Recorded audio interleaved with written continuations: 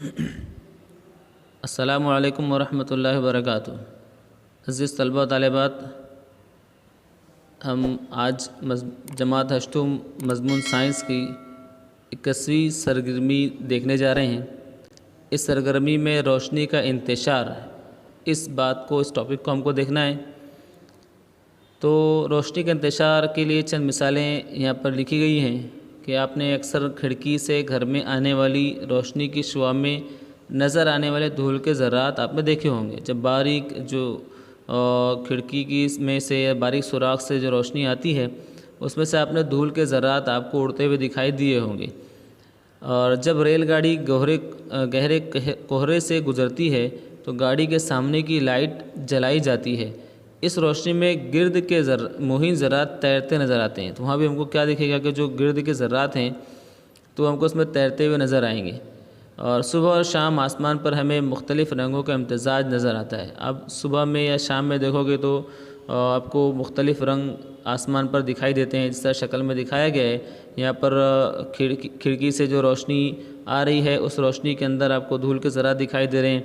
इसी तरह गाड़ी सड़क पर चल रही है तो उस जो लाइट जलाई गई है उसके आसपास आपको कोहरे के ज़रात उड़ते हुए दिखाई दे रहे हैं।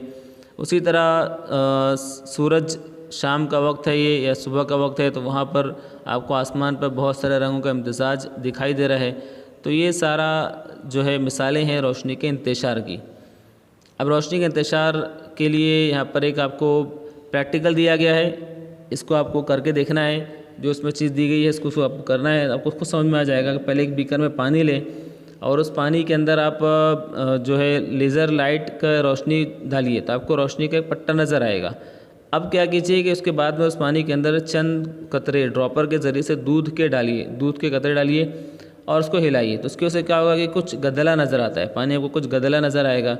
अब दोबारा लेज़र की शुआ से गुजारोगे तो आपको जो रोशनी का पट्टा मिलेगा, जो पहले जो रोशनी का पट्टा मिल रहा था उससे थोड़ा सा मुख्तलिफ होगा।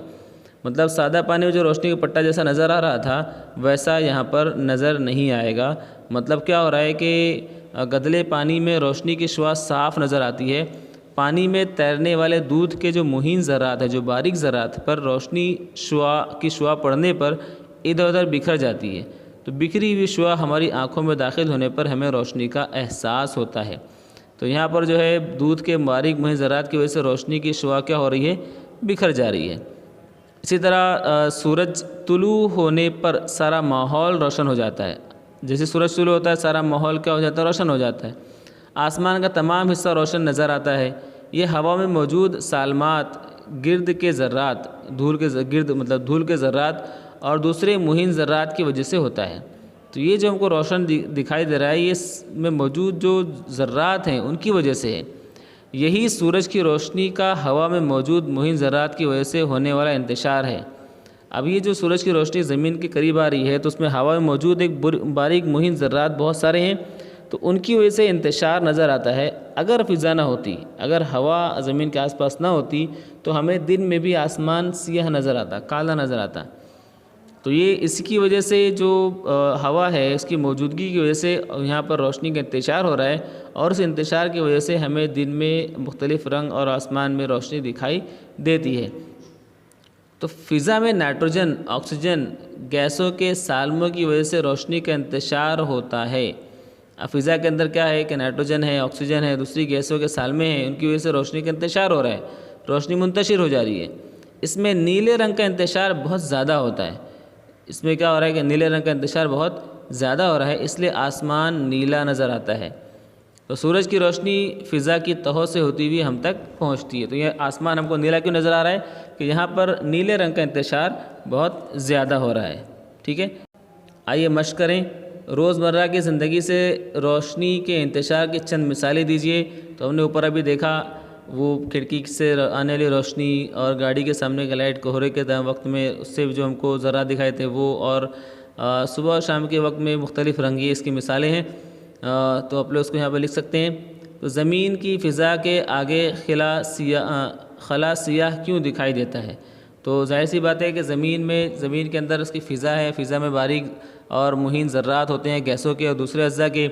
उसकी वजह से जो सूरज की रोशनी होती है वो मुंतशिर हो जाती है और उसके इंतशार की वजह से हमें फ़िज़ा में रंग दिखाई देता है। लेकिन चूँकि खिला के अंदर ऐसे कोई बारीक मुहीन ज़र्रात नहीं है जिसकी वजह से रोशनी का इंतशार हो, इसलिए खला हमें सियाह नज़र आता है। अब तस्वीर में दिखाए गए साइंसदान का नाम लिखिए। तो इस CV रमन की तस्वीर है। आपको इनका नाम लिखना है और इनके ताल्लुक़ से जो कोई भी तहकीकात आप ढूंढ सकते हो, मालूम कर सकते हो, उसको आपको लिखना है, इसको ढूंढना है। आप नेट पर जाइए, CV रमन टाइप कीजिए तो इंशाल्लाह आपको यहाँ पर बहुत सारी मालूमात उनके ताल्लुक़ से मिल जाएगी। चौथा सवाल है, हमें आसमान नीला क्यों दिखाई देता है? तो हम इसको समझ सकते हैं कि अभी इस पर हमने पढ़ा कि जो सूरज की रोशनी की वजह से जो बारीक मुहीन ज़रात होते हैं उसमें नीले रंग का ज़्यादा इंतशार होता है, वो सारी हमने ऊपर पढ़ा है। तो वहाँ से ऊपर से आप सुनकर और जो ऊपर लाइन लिखी हुई है उसको जो आप जवाब के तौर पर लिख सकते हैं। तो ये थी हमारी सरगर्मी।